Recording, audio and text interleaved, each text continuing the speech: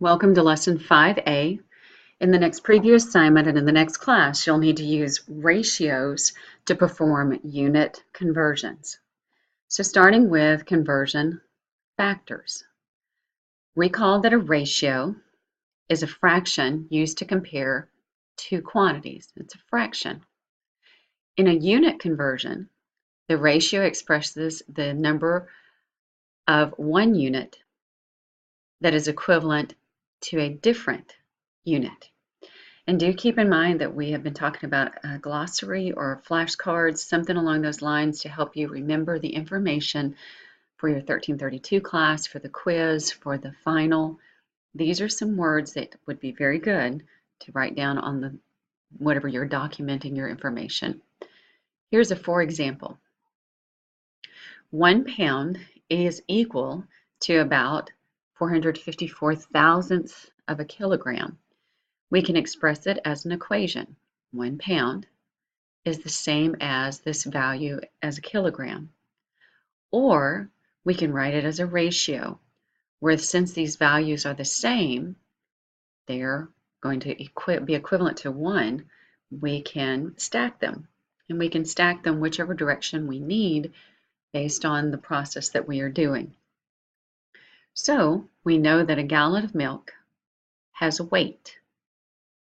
And according to the ratio above, in order to convert the weight from pounds to kilograms, we're going to multiply by this ratio. In other words, it's going to look like this. We're going to take our 8.6 pounds.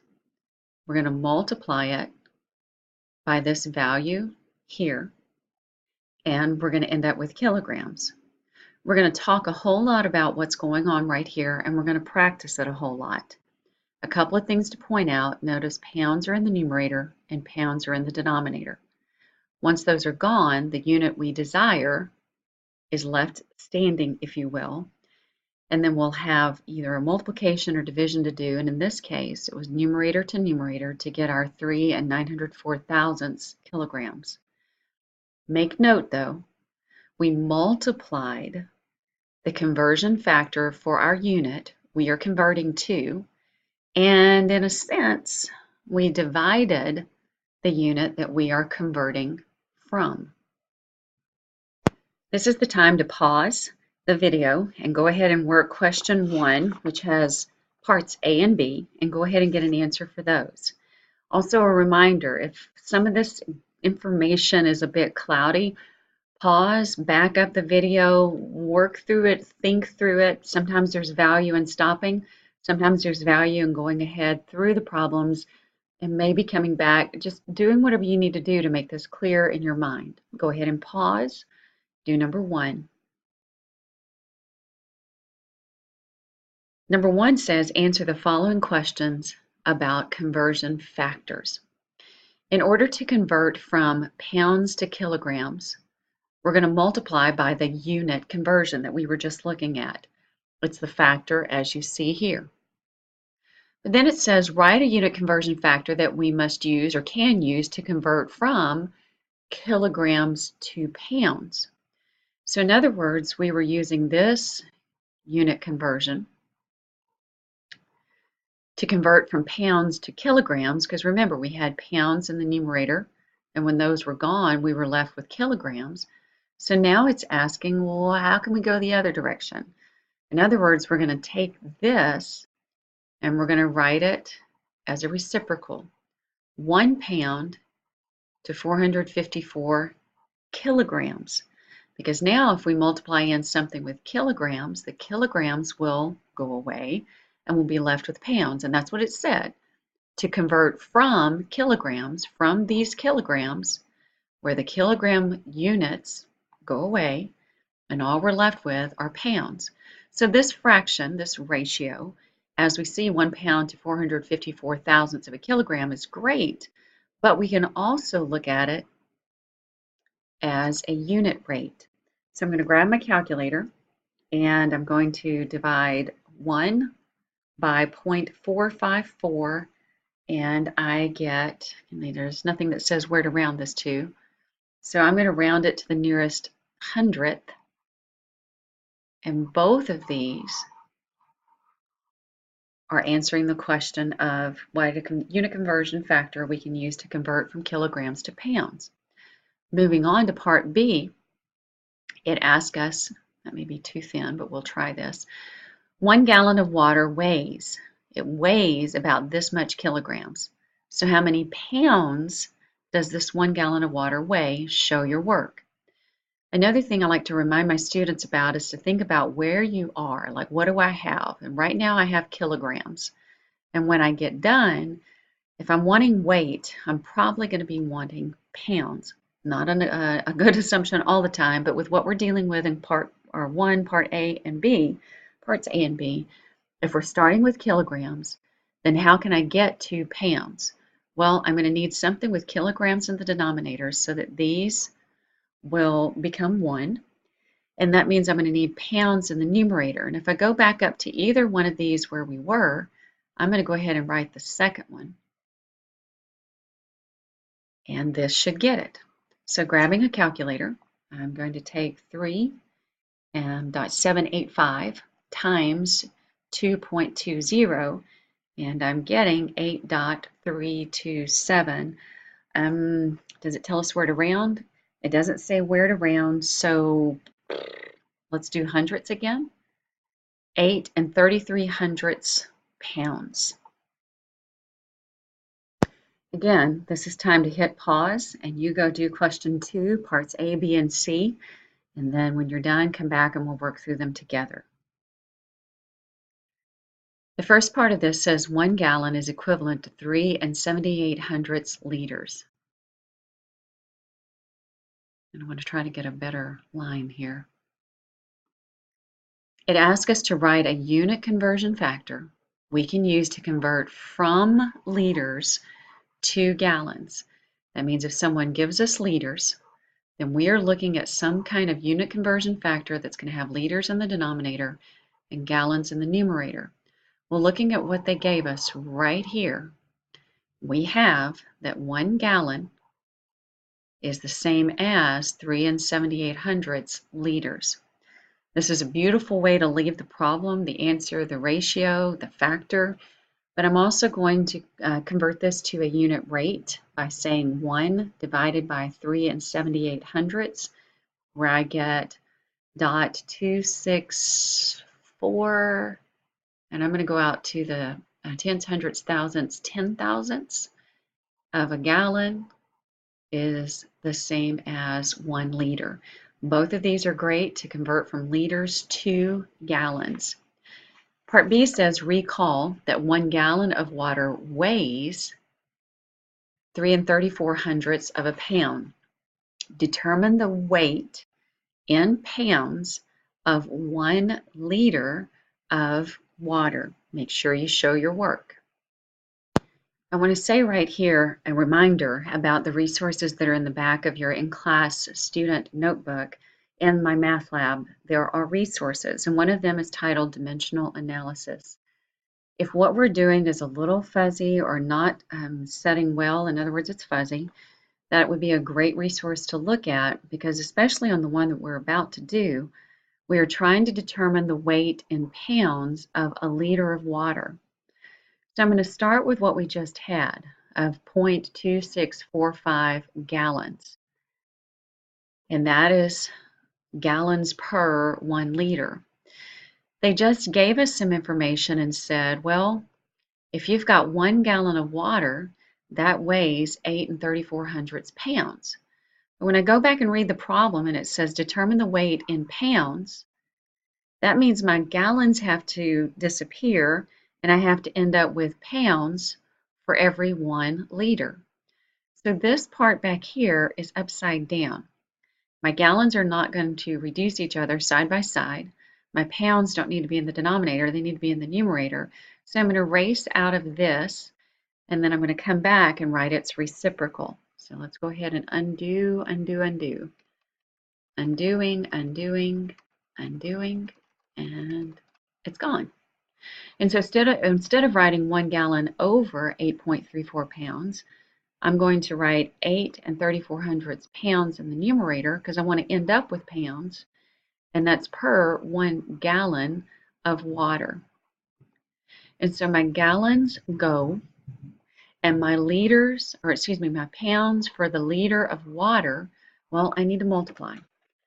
And so by multiplying 0.26, 0.2645, nope, missed it again, 0.2645 times 8.34, I end up with 2.2059 pounds for every 1 liter of water. So finishing up with part C, they're asking us the weight. Determine the weight in kilograms of 1 liter of water. Well, here's my 1 liter of water, and it's not in kilograms, but it is in pounds. So I'm going to come over here and jot down my let's go ahead and round it to the hundreds, 21 pounds, hundredths. That's my 1 liter of water. I'm going to need to multiply something in that's going to end up with kilograms. So I need pounds in the denominator, kilograms in the numerator. And let me flip back in our notes and go back to question number 1, part A. And on 1 part A, we ended up rewriting the unit conversion to be 2.20 kilograms. 2.20 pounds for every 1 kilogram. So for 1 kilogram, I've got 2.20 pounds. And actually, there was another way that we wrote this, the 0.454. I'm going to go ahead and back out and use that one. That one looks nicer, and I can get rid of that scribble. Oh, got my G. Here's G. And when I look back at 1A, 1A says we have 454 thousandths of a kilogram for every 1 pound. There's a unit conversion factor. My pounds go away.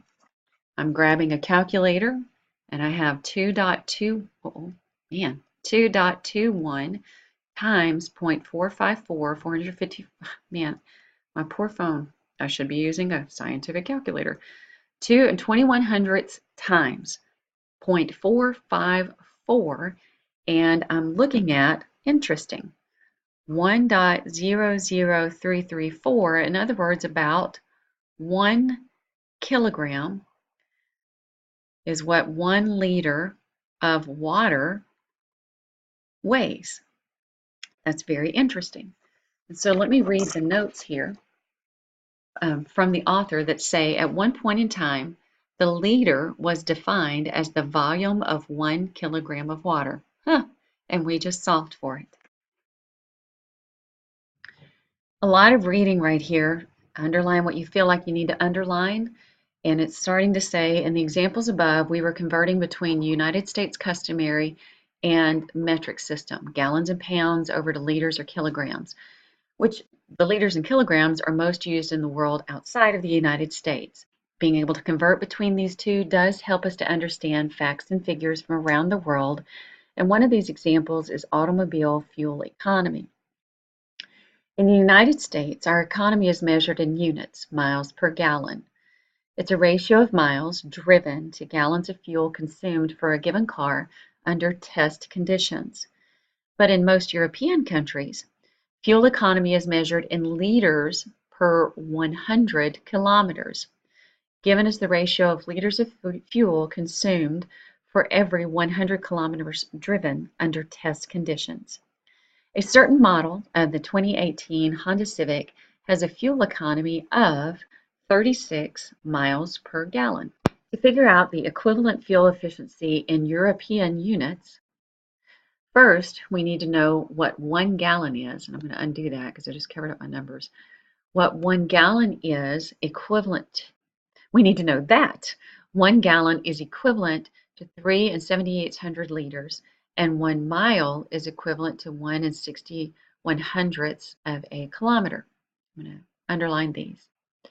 Then we can convert from miles per gallon to liters per 100 kilometers with the following chain of unit conversions.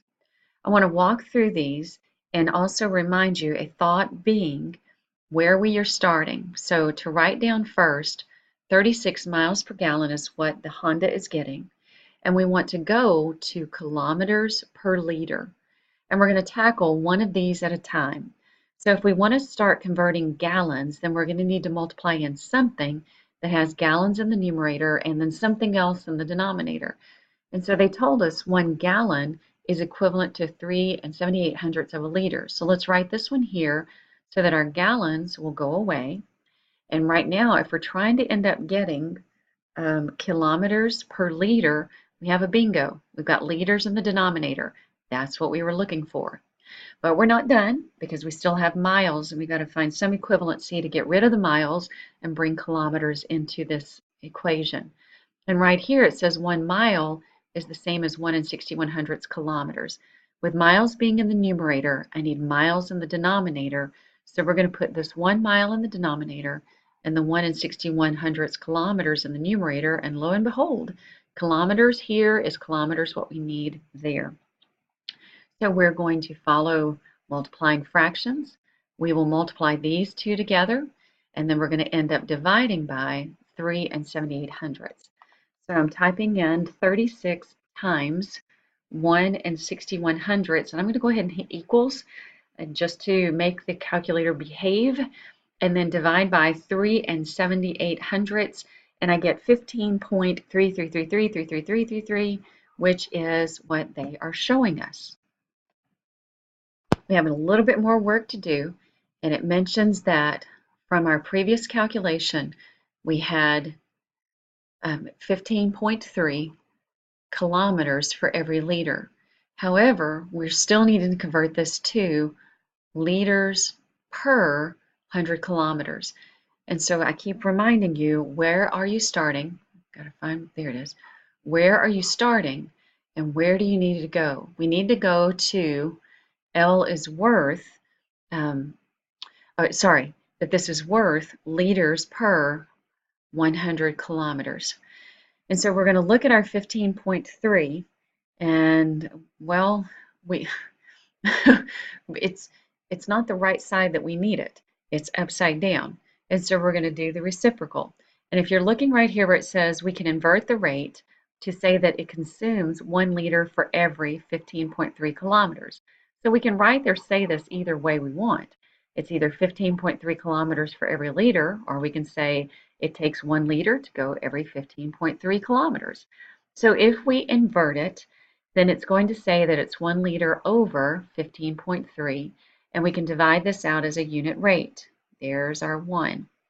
To convert it on over to 100 kilometers per kilometers, liters per 100 kilometers, we observe that it's going to take 100 times as much fuel to travel 100 kilometers as it takes for 1 kilometer.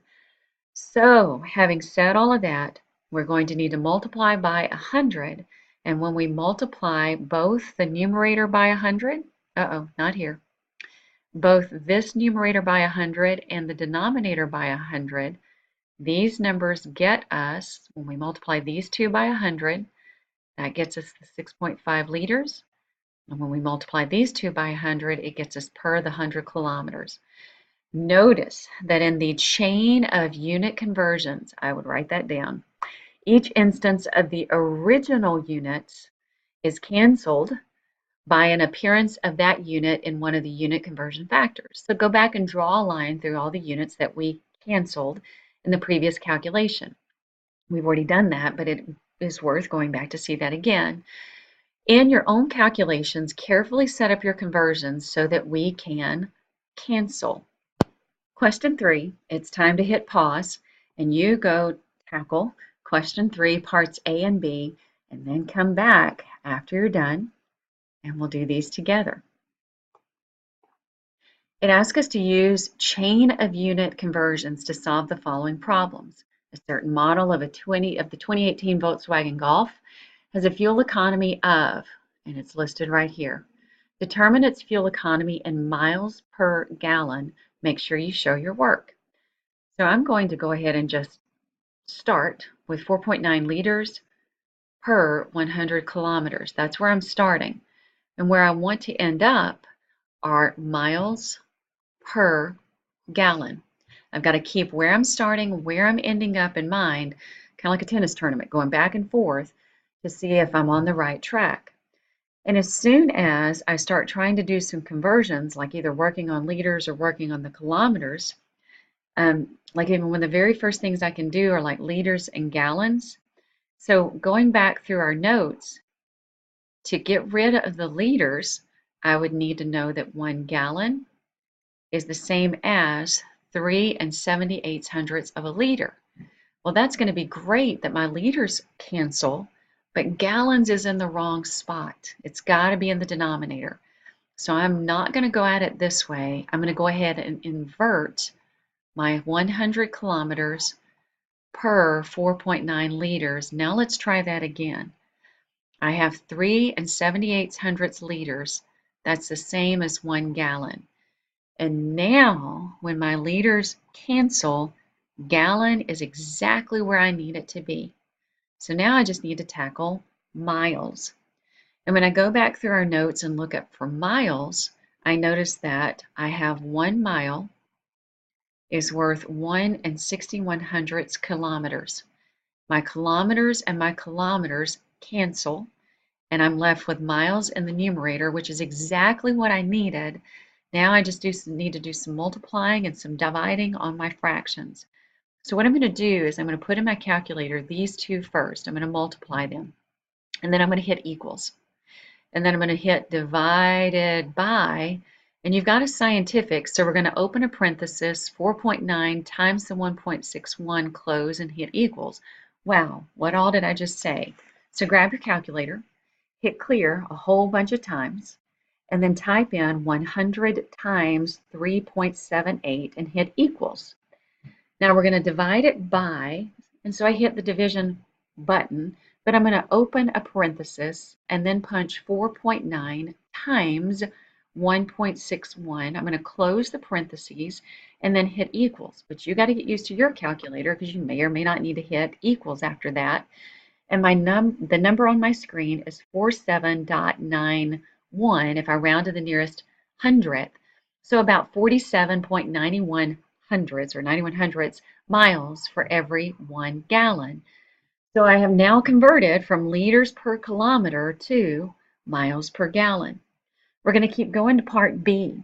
In an episode, and this one's pretty funny, in an episode of the American animated television program The Simpsons, Grandpa Simpson says the metric system is a tool of the devil. And he talks about his car getting 40 rods to a hogshead.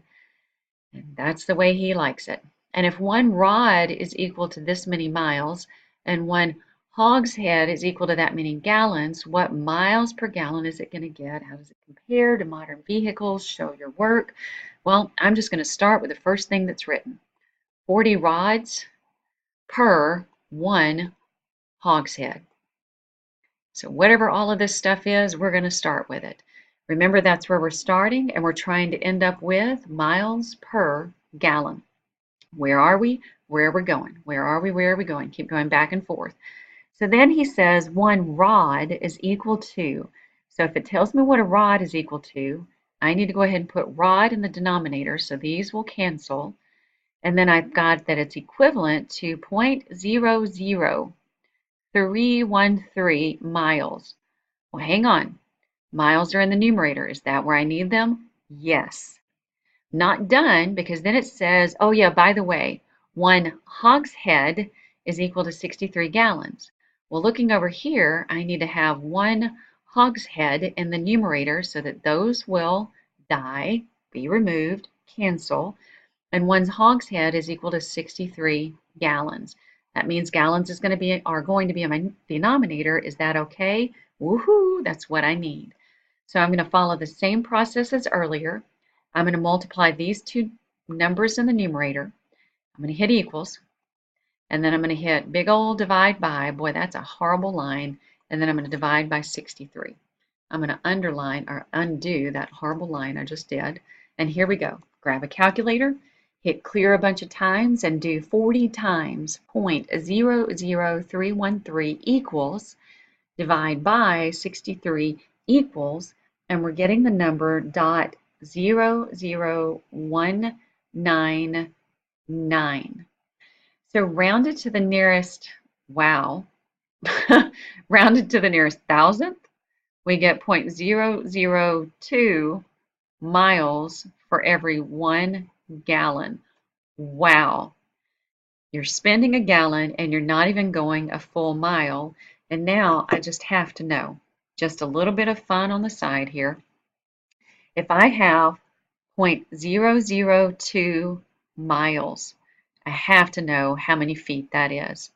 And so I know that 5280 feet is the same as 1 mile. This is not part of the problem. I just have to know. And if I take 0.002 times 5280, it means we are going based on Grandpa Simpson's information. We're going to go 10.56 feet for every 1 gallon. Wow, I don't think that's very fuel efficient. I'm going to speed up a little bit as we go through question 4. Go ahead and hit pause and you do question 4, parts A, B, C, and D. Come on back and we're going to kind of fly through these. Starting with part A, here are the conversions, and it says in China, a worker earns 68,993 Chinese yen. And the question is, what's this going to be equivalent in US dollars? So I'm going to use this conversion factor of 1 United States dollar is the same as 6.3161 Chinese yen. The yen go away. I'm going to punch in my calculator 68,993 divided by 6.3161. And I'm getting that in United States dollars, this is worth $10,923.35. Moving somewhat quickly on to part B, a patisserie in Paris sells a slice of cake for $5.50, if that's euros. And what is this equivalent to in the United States? So looking at this conversion factor, I need euros to be in the denominator, and I need my US dollars to be in the numerator. I hope I didn't say that backwards. But 1 euro is the same as 1.2308 US dollars. My euros eliminate each other there. I'm grabbing a calculator, hitting clear a bunch, and doing 5.5 times 1.2308. And I'm getting that this slice of cake is going to cost us about $6.77, and that's US dollars. Flying on to finish part C, Gabriella is going to leave the US and visit her family in Rio de Janeiro, and that's from Brazil. She wants to take the equivalent of 200 United States dollars with her to get the Brazilian reals. I believe that's how you say that, for spending money. When she exchanges her money, how much is she going to get in the Brazilian reals? And I have a conversion factor of 1 United States dollar is the same as 3 and 2.372 Brazilian reals.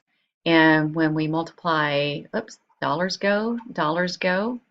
And when we multiply straight across, grabbing a calculator, hitting clear a bunch of times and having 200 times 3.2372, we're getting that she's going to need to take about 647 Brazilian reals to have that be equivalent to her $200. We're now going to look at, double checking my work here. B, there's C, I agree with myself. Looking at part D, the last part says a coffee maker can be ordered from Canada. It can be ordered from the United States. Ignore the shipping, which coffee maker is going to be less expensive. So we need to do 2 separate calculations here. So let's go ahead and start with this first coffee maker, which is $67.99 in Canadian dollars. And we're going to convert that to United States dollars, and the factor is saying 1 United States dollar is 1.2687 Canadian dollars. The Canadian dollars remove each other here. And I'm going to grab a calculator. I'm going to punch in 67.99. And I just hit a negative. 67.99 divided by 1.2687. And I'm getting that this coffee maker is going to cost about $53.59. So let's grab another color and let's talk about this other coffee maker. It is $49, 49 US dollars, and 49 US dollars converted over to Brazilian dollars means 1 United States dollar. Again, again to the same conversion. I'm going to grab my calculator. The US dollars and US dollars go away somewhat quickly, typing in 49, 49, oh my goodness, 49 times 1.2687, and we're looking at about $62.17. So either way we go on Part D, it is going to be better to purchase the United States or to purchase the coffee maker from the United States. This finishes our Lesson 5A. Look at your calendar to see if there are more items that you have due on this week's assignments, and we'll see you very soon on another video.